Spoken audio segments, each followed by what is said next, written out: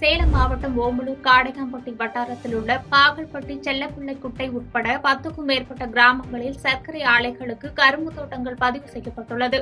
தற்போது அறுவடைக்கு தயாராக உள்ள கரும்பை அறுவடை செய்ய ஆட்கள் கிடைக்காத நிலை ஏற்பட்டுள்ளது.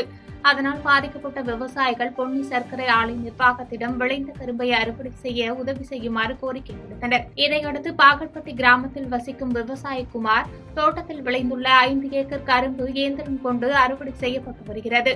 இதனால் கூலி செலவு குறைவதாக தெரிவித்துள்ள விவசாயிகள் அனைத்து கிராமத்திலும் இயந்திர அறுவடையை மேற்கொள்ள ஆர்வம் காட்டி வருகின்றனர்.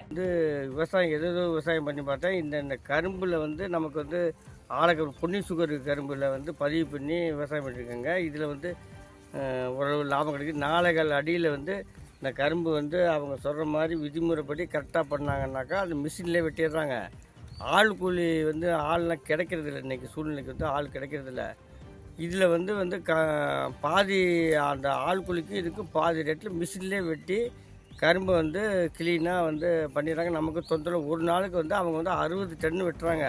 பாதகம் செய்பவரை கண்டால் நாம் பயங்கொள்ளலாகாது பாப்பா. மோதி மிதித்து விடு பாப்பா, அவர் முகத்தில் உமிழ்ந்து விடு பாப்பா.